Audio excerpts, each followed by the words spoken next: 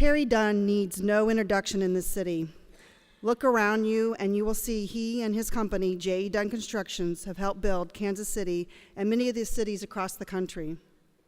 Terry is now taking his enterprise in business and construction to do something that is vital to the building of the new American city. He is helping to build the Kansas City inner city and the city's devastating neighborhoods. It is a mission that is central to the building a strong city and a strong America, but it's a job that can't be done in a silo.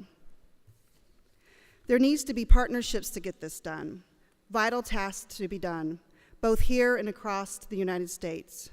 Please welcome a man for his business accomplishments and his sense of civic duty, Mr. Terry Dunn, the President and CEO of J.E. Dunn Construction.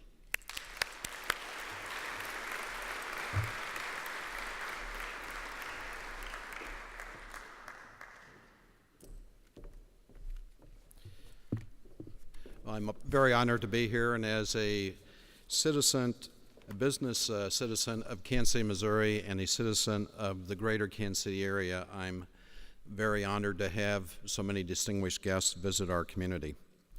I think each community of similar size has the challenge of having areas of density where you have lower income, you have high crime, and you have high dropout.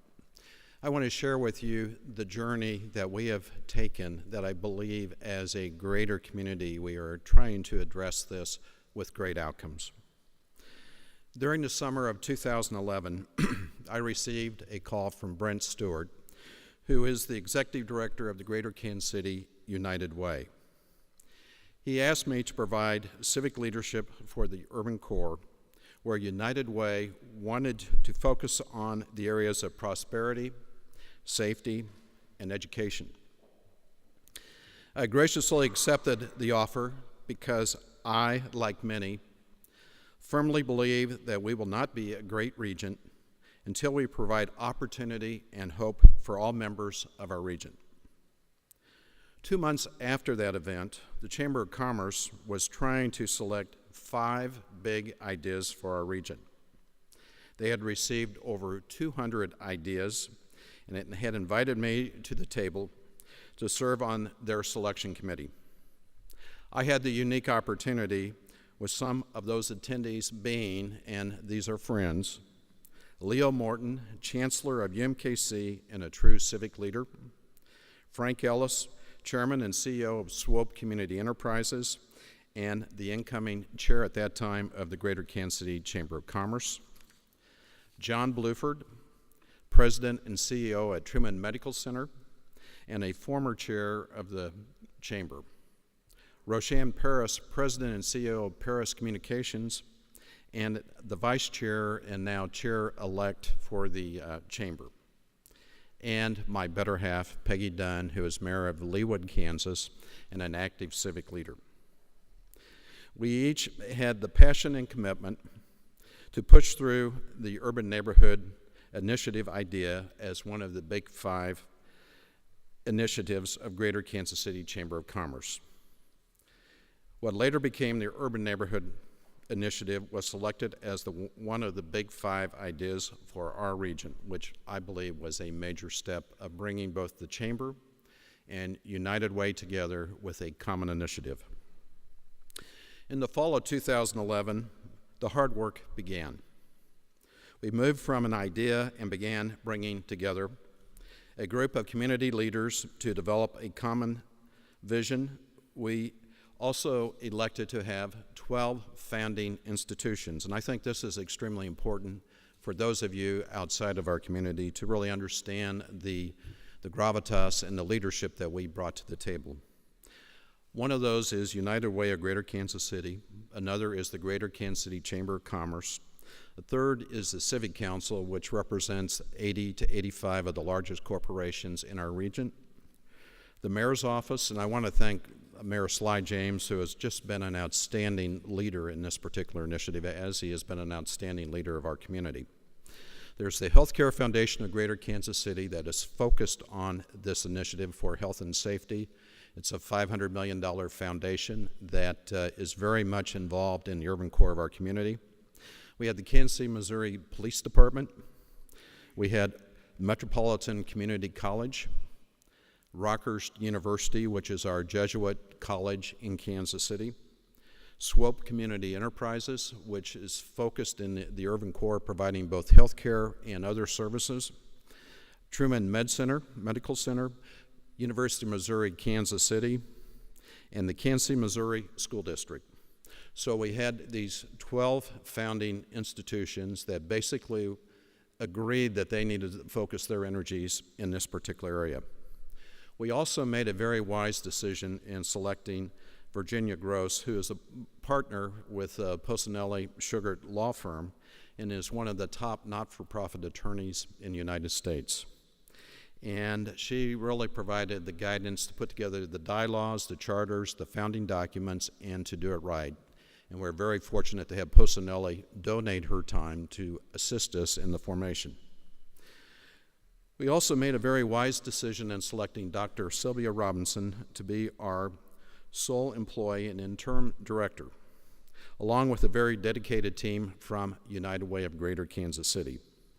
We selected a board that was made up of leadership, members of the following organizations, plus that have been previously mentioned, plus clergy, civic leaders, and business leaders from major corporations. We privately raised through the annual budget process a self-funding of approximately $300,000, of which part of it was donations by the law firm and also by United Way.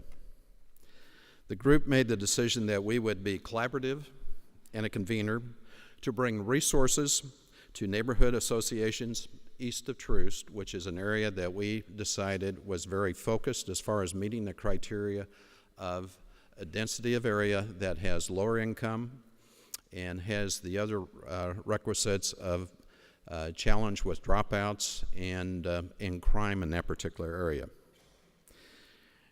Sylvia Robinson and United Way issued an RFP to all the neighborhood associations east of Troost, which there must be 30 to 40 neighborhood associations. We believed that we needed to get a beta site to really work through how our organization was going to function and provide support to these neighborhood associations. Thanksgiving of 2011, we had all the respondees come forward. We selected 7 neighborhood associations that are contiguous and also they're along the Troost corridor in Kansas City. As an organization, we do not have the answers to solve the problems on this area that's east of Troost. We see the neighborhood associations as organizations that are clients, and they have the responsibility to really determine what do they need and what are their goals and objectives, especially in these 3 areas that we've talked about in prosperity and safety and health and in education. During this period of time, and really for almost a year period of time, we decided to really be a convener and to listen and to help these neighborhood associations really formulate their ideas. We really see our mission as a journey, and we're not going to have easy answers. We offer them the passion and commitment to bring resources forward, resources in our communities that can be focused into their neighborhoods. We need to have neighborhoods who own their own process. We view the neighborhood associations as our clients. All 7 of the neighborhoods have completed their strategic plan and are in the beginning process of implementation. The UNI, or the Urban Neighborhood Initiative, has also pursued low-hanging fruit to really assist them and to make sure we have visible results very early in this process. And I want to share with some of you the low-hanging fruit. Greater focus for agencies already providing services in these neighborhoods. In other words, we wanted to make sure that agencies that are active in the community understand they view these people as their clients, and we want them to be very focused in those services they delivered. We are looking at community policing with collaboration between the police department and the neighborhood associations to really take communication to a different level. Another is the city and other governmental supports for infrastructure reinvestment focus in these neighborhoods. In other words, these neighborhoods do have challenges, and we wanted to make sure that we have focus in community and other services that invest in infrastructure. We also had the focus of United Way to support agencies that they fund to make sure that they are providing the right level of resources in these communities, in these neighborhoods. Then the health, safety, and education, and working with Truman Medical Center, which is our central medical facility that services many of the people in our urban areas.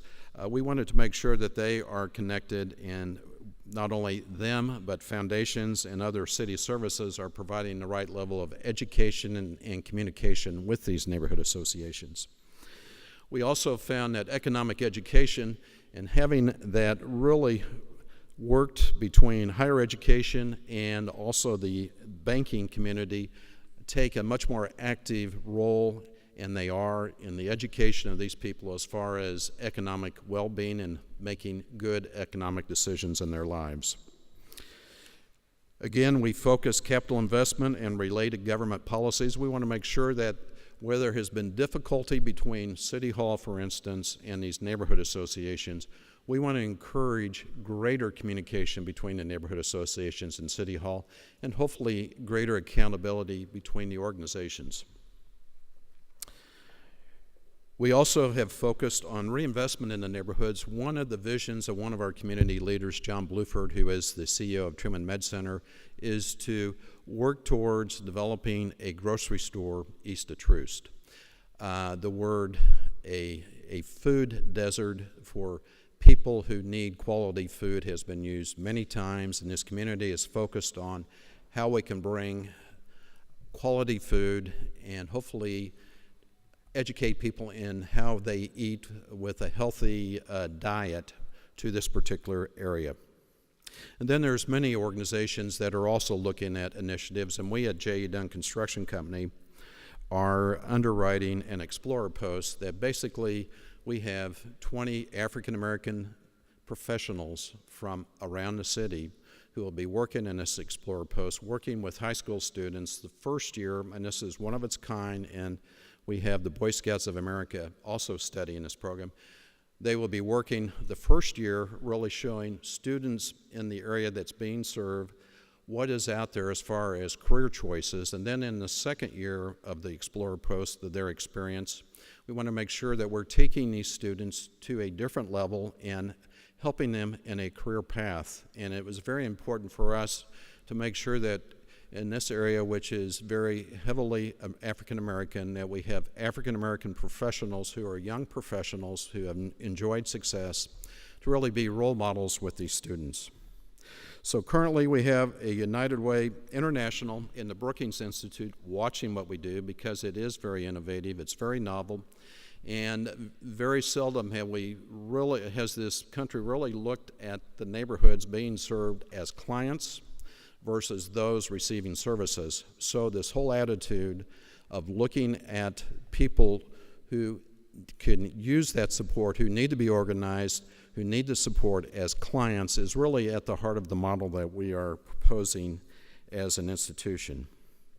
And also I'm very honored to announce, and it just became public, our permanent chair will take, our permanent executive director will take office January 1st, and we have a great individual in Diane Cleaver, who also happens to be married to Emmanuel Cleaver, a former mayor of Kansas City, and now the chair of the Black Caucus of the United States for the Congressional Black Caucus for the United States of America. So we have really a unique candidate who will do an outstanding job. Brent Stewart, who I'm not sure is here today, and myself have served as co-chair. We will be stepping aside January 1st, and Mark Jorgensen will be stepping forward as the chair. Mark is a regional president for U.S. Bank, so he will provide outstanding leadership. In conclusion, we are a community that has begun a journey, and there is a strong commitment today that prosperity, safety, and education is very important for all the citizens in this greater Kansas City of over 2 million people. We believe very firmly that if there's areas that are being underserved, they need to be addressed. We are working on this beta site. When we complete this beta site, the intent is that it will be rolled out on a much larger area. And I think this city, and I do want to note our mayor, Sly James, is going down a unique path, and he has a group of others who are willing to take on this initiative and make sure that we are improving all lives in greater Kansas City. So with that, I would like to thank you for allowing me to present.